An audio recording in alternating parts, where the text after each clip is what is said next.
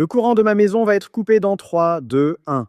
Ce qui veut dire que c'est le moment parfait pour voir si je peux alimenter tout ce que je possède avec des batteries. Et honnêtement, je ne sais pas si ça va marcher ou pas.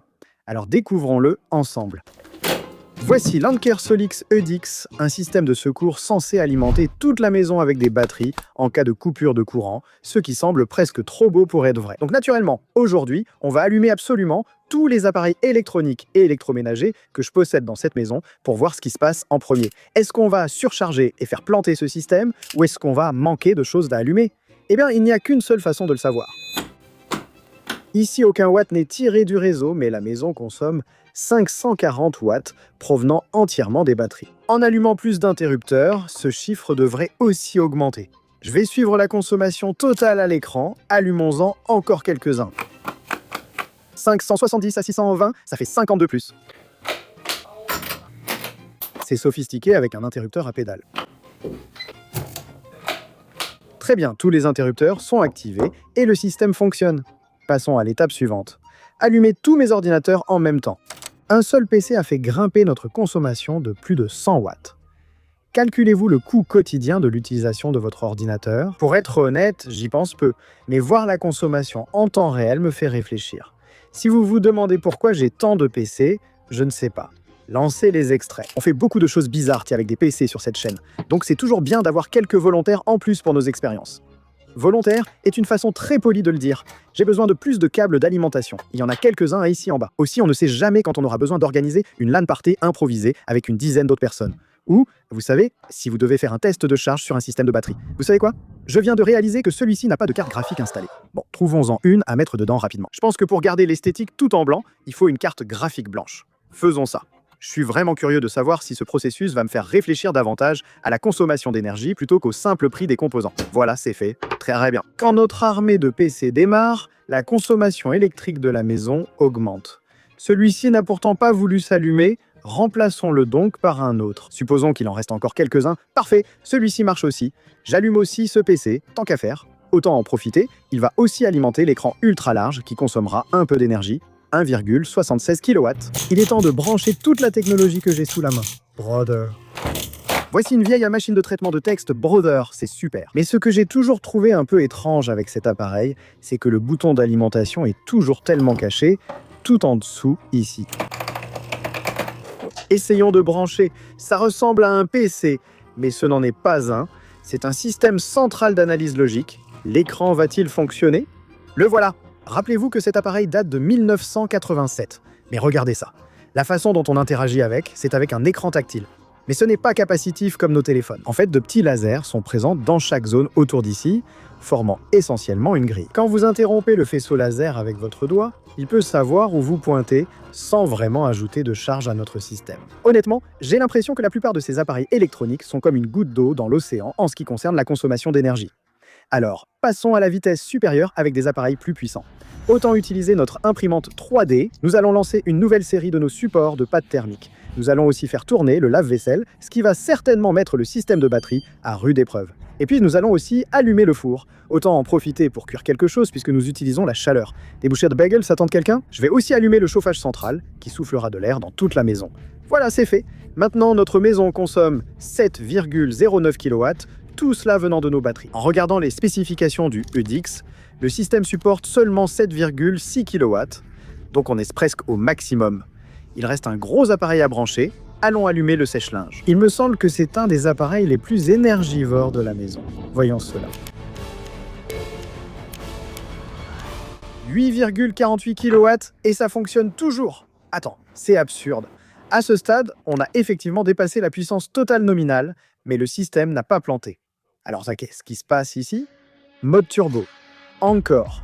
Solix propose aussi un mode turbo, offrant 10 kW continu jusqu'à 90 minutes, ce qui nous a permis d'alimenter tous les appareils et équipements électroniques de la maison. L'autre chose à laquelle je pense ici dehors, c'est bien sûr notre unité de climatisation centrale. Mais comme il fait des températures en dessous de zéro, et qu'il y a eu une énorme tempête de neige, ce ne serait probablement pas une bonne idée de l'allumer. Sur le papier, l'installation que nous avons peut supporter jusqu'à 155 ampères de LRA, ce qui devrait suffire pour cette unité de climatisation, mais je devrais tester ça plus en détail cet été. Après cette expérience, vous voyez que nos batteries sont à 68% de charge. Dans mon installation, j'ai 2 batteries, appelées batteries d'extension. Et c'est parce que c'est aussi un système extensible. Cette partie supérieure est notre module de puissance. Ensuite, nous avons notre première et notre deuxième batterie en dessous. Maintenant, la capacité d'un seul module de batterie est de 6 kWh. Donc, dans cette configuration avec 2 d'entre elles, cela fait une capacité totale de 12 kWh. Mais avec cette configuration de boîtier de raccordement intelligent, nous pourrions avoir jusqu'à 5 de ces modules de batterie sur une seule pile ici. Ce qui nous donnerait une capacité maximale potentielle de 30 kWh dans cette configuration, ce qui est incroyable. L'avantage, c'est que vous pouvez ajouter des modules de batterie à votre pile sans l'aide d'un électricien. Il suffit de les empiler vous-même. Pour l'installation, un électricien est nécessaire. Nos modules s'insèrent dans le boîtier de raccordement intelligent, relié au disjoncteur principal. À l'intérieur, il y a une alimentation de secours dédiée. Si on coupe le réseau et qu'on l'active, la maison fonctionne uniquement sur ces batteries. Au lieu de les garder seulement pour l'alimentation d'urgence, on peut aussi les utiliser pour l'arbitrage d'électricité. Ce qui est assez cool. Laissez-moi vous expliquer. En général, le coût de votre électricité n'est pas le même tout au long de la journée. Pendant les heures de pointe, lorsque plus de personnes l'utilisent, ce prix peut grimper. Et puis quand tout le monde va se coucher, ce prix peut chuter, ce qui donne un graphique un peu comme celui-ci, où tout au long de la journée, vous payez le plus cher pour votre électricité en soirée. On appelle généralement cela les heures de pointe. Et quand c'est moins cher, ce sont les heures creuses. Chez mon fournisseur d'énergie, le tarif en heures creuses est bien inférieur à celui des heures de pointe. C'est là que l'arbitrage devient intéressant. Si le bleu représente notre batterie, nous pouvons la recharger quand l'énergie est moins chère, la garder chargée jusqu'à ce qu'elle devienne coûteuse, puis arrêter d'utiliser l'énergie du réseau. À la place, on bascule sur notre batterie pour traverser la période de pointe, ce qui revient à stocker de l'énergie achetée à bas prix et à l'utiliser pendant les heures de pointe, achetée à bas prix et consommée à prix élevé, pour ainsi dire. C'est ce que je fais depuis quelques mois. C'est un avantage d'avoir ce système de secours chez soi. On appelle cela le tout ou tarification selon le moment de la consommation. Et si vous consultez les tarifs TU de votre fournisseur d'énergie, vous pouvez avoir une idée précise de combien vous pouvez économiser sur l'énergie chaque année. Par exemple, je paie 35 centimes par kilowattheure en période de pointe, mais seulement 7 centimes par kilowattheure en période super creuse. Et voici la répartition de ces horaires. En gros, chaque jour de minuit à 6 h du matin, nous utilisons le réseau pour charger nos batteries à ce tarif vraiment bas. Puis, pendant les heures de pointe, entre 15 h et 21 h, chaque jour, nous utilisons nos batteries pour alimenter toute la maison. Nous ne payons jamais vraiment ces 35 centimes par kilowattheure, seulement une moyenne des 2 tarifs ci-dessous. Le mieux, c'est que le système gère tout chaque jour sans effort de ma part, ce qui le rend très fluide. Donc, il y a un équilibre à trouver ici entre l'utilisation des batteries pour vous faire économiser de l'argent grâce à cet arbitrage énergétique, mais aussi le fait de garder suffisamment de batteries en réserve au cas où il y aurait réellement une coupure de courant. Dans l'application, vous pouvez ajuster cet équilibre selon votre tolérance au risque. Par exemple, à quel point voulez-vous vraiment vous assurer d'avoir une batterie de secours en cas de coupure de courant par rapport à l'utilisation quotidienne de ces batteries pour vous faire économiser de l'argent. Pour plus de sécurité en cas d'imprévu, Anker offre aussi la fonction StormGuard qui, une fois activé, vérifie les prévisions météo locales. Et si vous attendez par exemple une grosse tempête, il allouera dynamiquement une plus grande partie de la batterie en réserve au cas où vous perdriez le courant pendant la tempête. Ce qui honnêtement est génial simplement parce que c'est une chose de moins à laquelle vous devez penser et que le système gère tout seul. Donc c'est vraiment cool. D'accord, maintenant que nous sommes en période de super heure creuse, vous pouvez voir que nos batteries se rechargent activement depuis le réseau.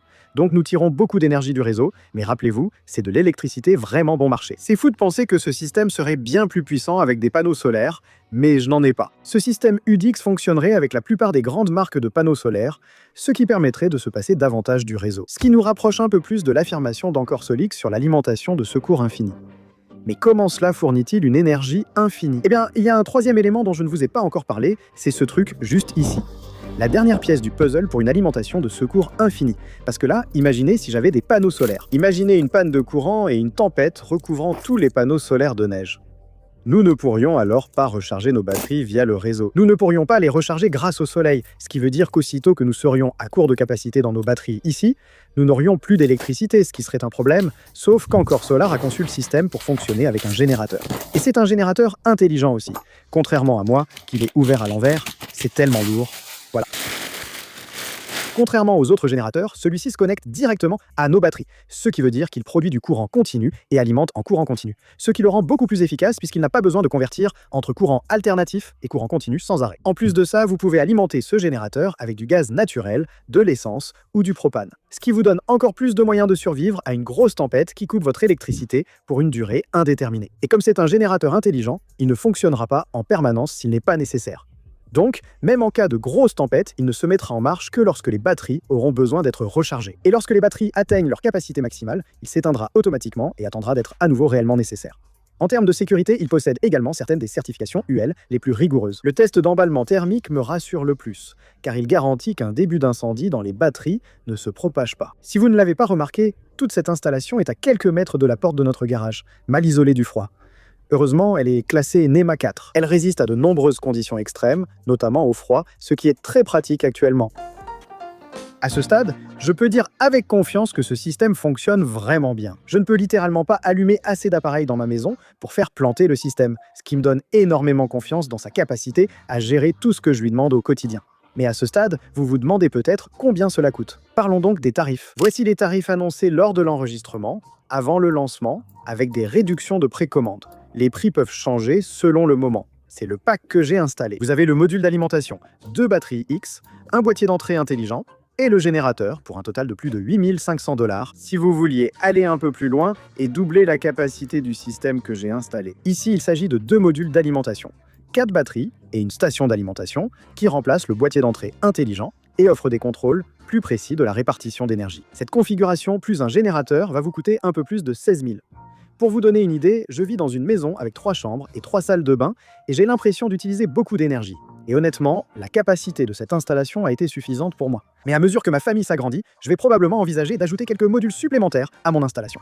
Il y a beaucoup d'options ici, et cela peut devenir un peu déroutant. Alors simplifions un peu les choses. La façon la plus simple d'utiliser l'UDIX est en fait de le déplacer et de brancher directement vos appareils dessus. La solution suivante est de relier l'UDIX à votre panneau électrique via un inverseur de source, comme pour un générateur à gaz classique. Et puis, l'étape supérieure à cela, c'est ce que j'ai installé avec ce boîtier d'alimentation intelligent qui permet une alimentation de secours manuelle en actionnant simplement un interrupteur, ainsi que des économies d'énergie selon l'heure d'utilisation dont j'ai déjà parlé. Enfin, le niveau maximal utilise l'UDIX avec sa station d'alimentation, remplaçant complètement votre panneau électrique. C'est la solution la plus sereine, équilibrant la charge et basculant automatiquement sur la batterie en cas de coupure. Gardez toutes ces options à l'esprit en choisissant votre système UDIX. Encore Solix affirme que ces systèmes s'amortissent en quelques années grâce aux économies d'énergie en heures creuses et à une moindre dépendance au réseau avec des panneaux solaires. Un retour sur investissement en 2 ans reste ambitieux. Il est donc essentiel d'évaluer vos économies potentielles selon votre région et situation si vous optez pour cette solution. Mais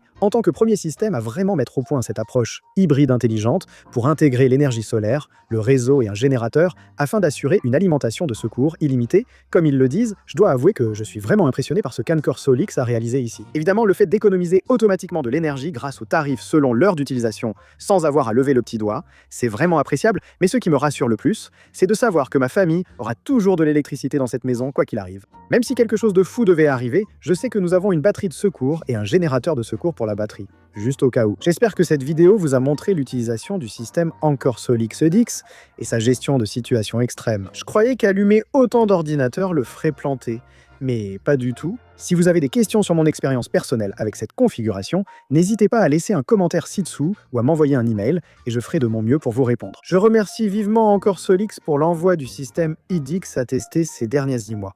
Toutes mes informations sur ce système seront en description ci-dessous. Mais sur ce, c'était Marister, votre bidouilleur tech. Merci beaucoup d'avoir regardé et on se retrouve à la prochaine. Oh, ouais, j'ai oublié les bagels à la pizza. Mince.